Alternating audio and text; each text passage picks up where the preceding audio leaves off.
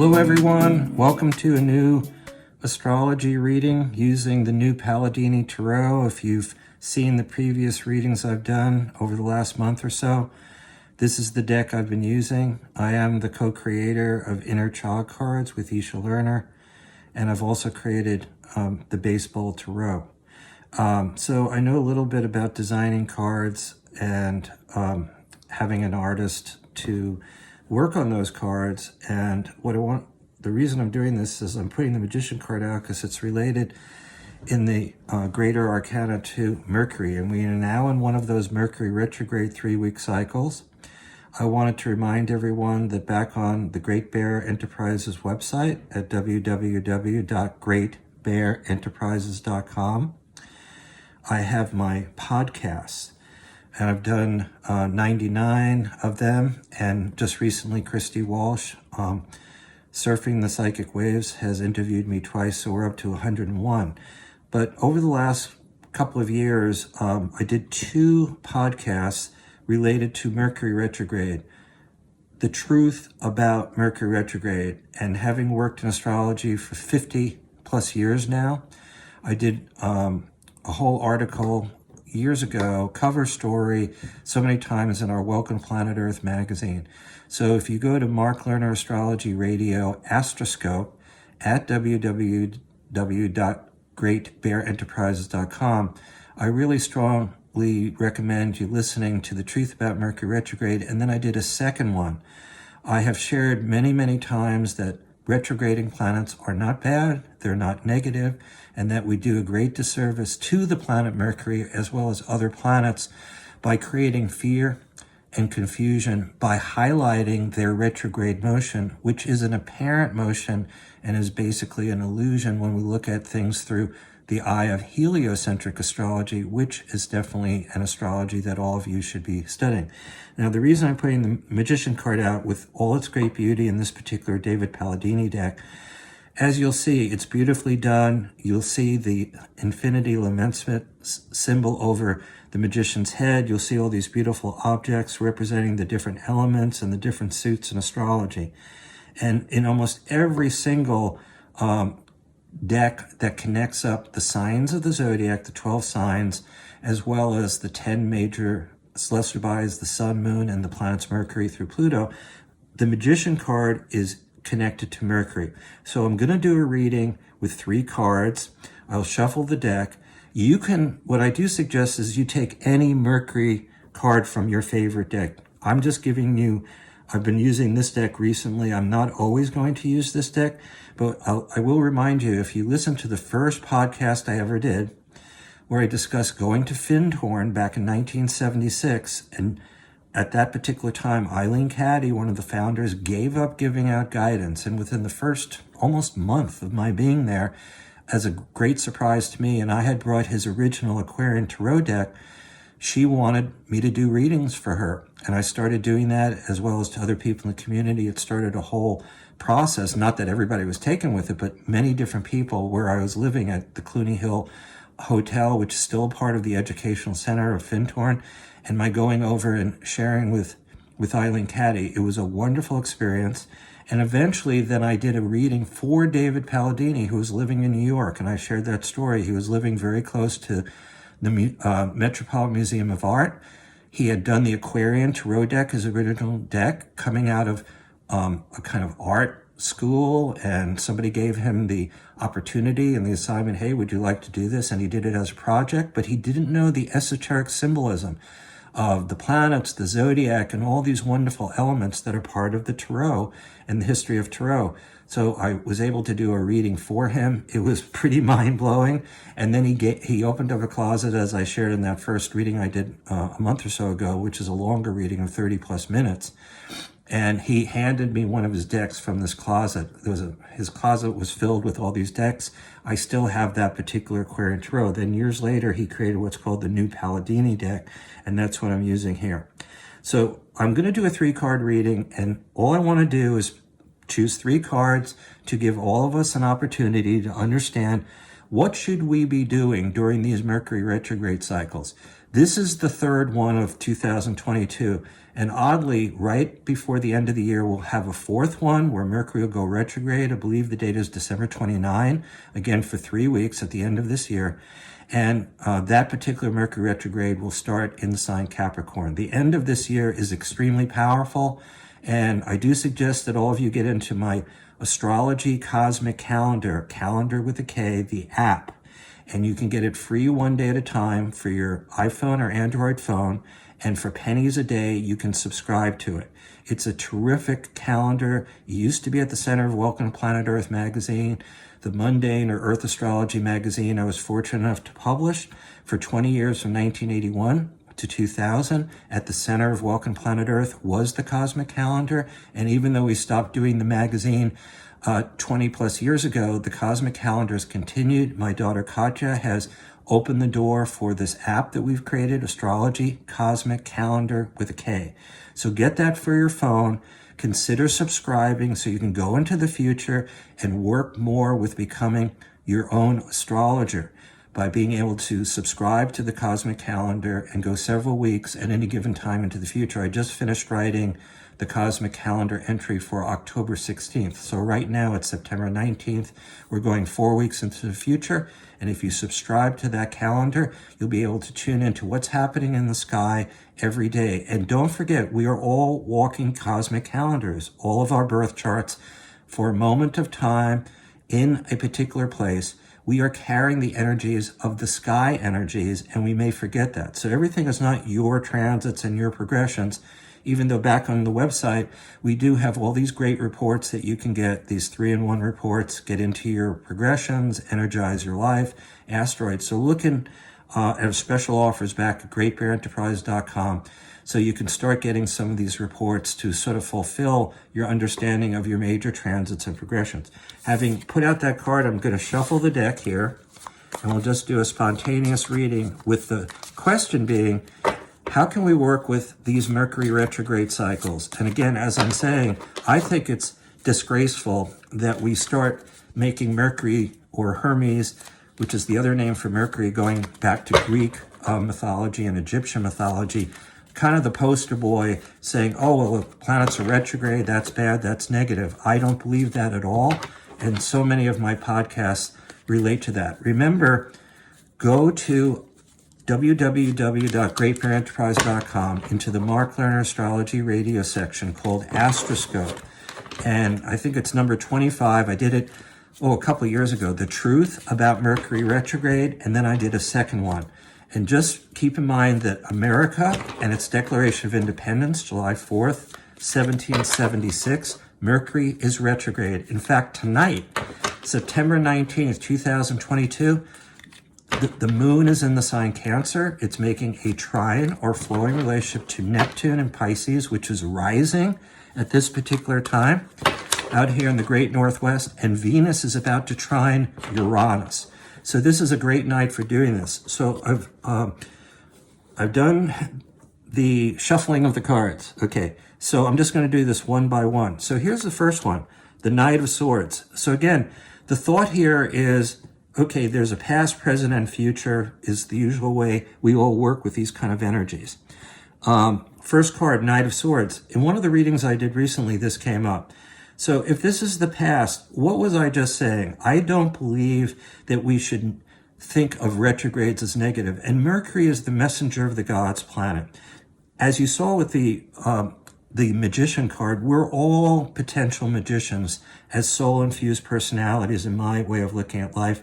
I do believe in reincarnation. I've studied reincarnation, metaphysics, before even astrology. I've worked a lot with numerology, obviously co-creating 2 tarot decks.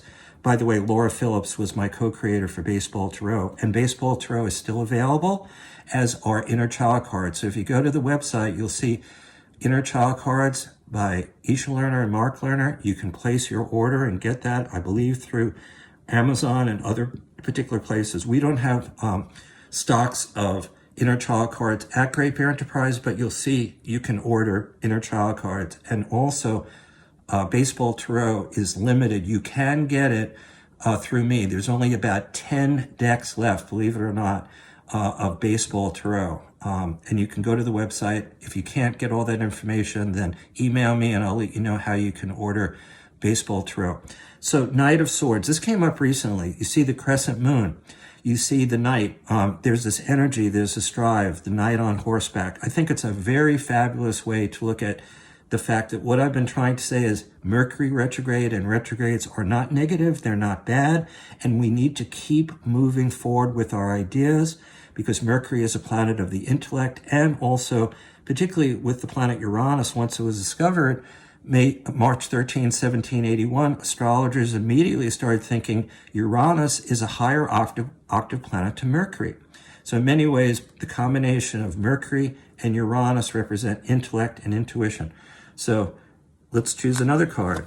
Okay, so here we go. The King of Pentacles. You saw I just pulled from the center of the deck. Okay, so now we have the moment here. We've gone from a Knight of Swords, of movement, particularly swords relating to a kind of pushing forward with the mind. Swords always relate to he's almost cutting through the air here and he's charging forward. I guess it could be a he or a she. It doesn't have to be a male figure. Think of Joan of Arc, for instance, who actually I wrote about in Mysteries of Venus. If you've seen my Astrology in 5, we've done 44 of those particular episodes in 5 minutes. Joan of Arc is a story I will be sharing pretty soon. It's one of the 10 or 12 particular charts. So this is either a male or female figure in the Knight of Swords. The King of Pentacles is saying, let's own this energy. Look at this could be, obviously it's a king, so we would usually refer that to a male figure. Notice the crescent moon is back from the first card. Now the crescent moon is within the head area in the forefront of this character with the beautiful 5-pointed star. You'll see all these flowers coming up from the body of the king going upward toward the mind energy. It's an extraordinary card, and it looks like even trees are growing on the top of the head of this king in front of this king figure. Again, we've moved from the air of swords into pentacles. And if you go back to Leonardo da Vinci's picture of the human being, the head, the 2 arms, and the legs, I work a lot with the upright pentagram, which is an important symbol in magic and esoterics.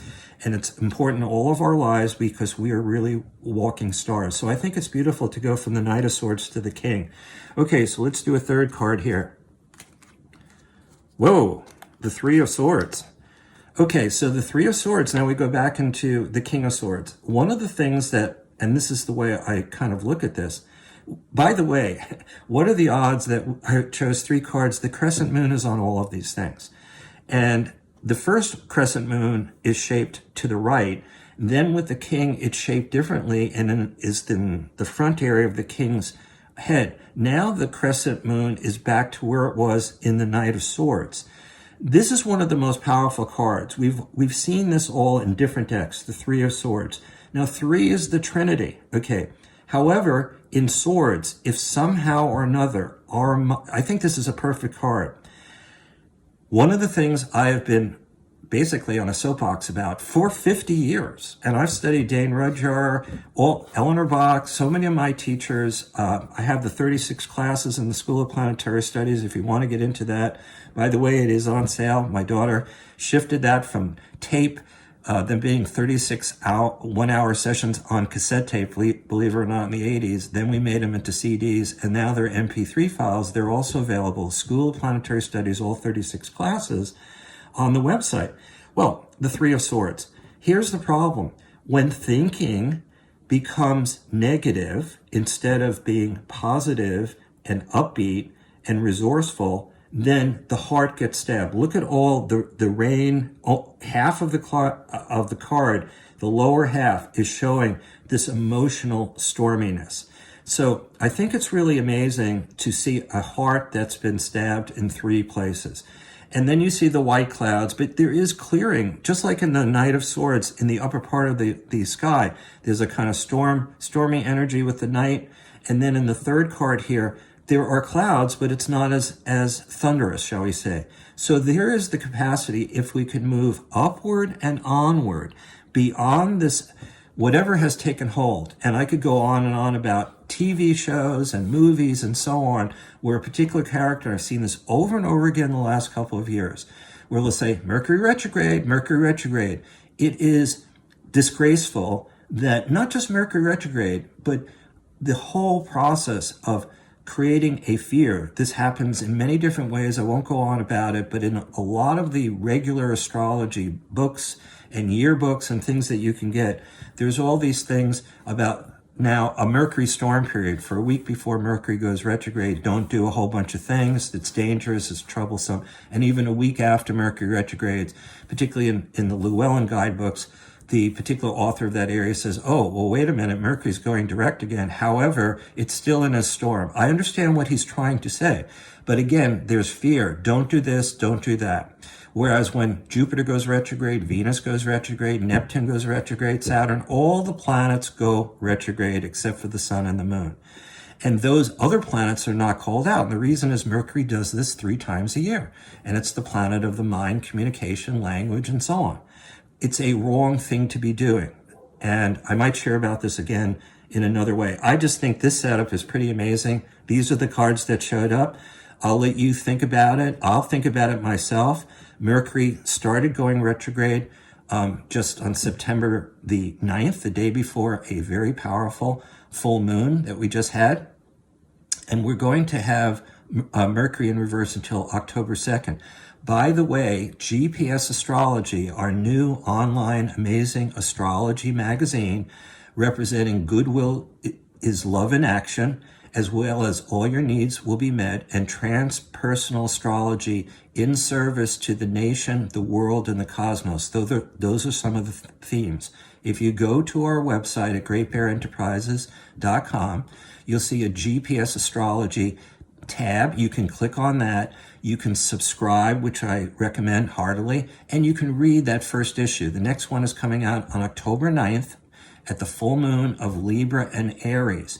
And that particular issue is going to be at, again, another full moon. We're trying to create these issues of GPS Astrology at full moons and high points, and it's basically quarterly at each season. Anyway, take a look at these cards. I think that the third card, you might have seen when I was drawing out the deck, I almost chose another card. This is the card that came out, so I trust this. By the way, I don't work with upside down cards. And the reason I don't is because I understand the power of the artist creating these particular images. And I think it's also, just as I said, it's disrespectful to be making Mercury the poster boy for retrograde simply because it does it a lot and creates a lot of fear. I think it's also disrespecting the tarot and the artists who create the tarot to make believe that because a card might have appeared upside down, we need to say that's negative. Now, that's just my view. You can take it to heart however you want to do it. I just think this is a beautiful setup here, and it's a reminder that we shouldn't take away from the beauty and the magic of Hermes, Mercury, or any celestial body. We need to honor the planets, whether they're going forward or retrograde. So take all this to heart. Love to hear from you. Please subscribe to Mark Lerner Astrology Tarot here on our YouTube channel. We'll do another one of these fairly soon. Thank you very much for listening and looking. Bye for now.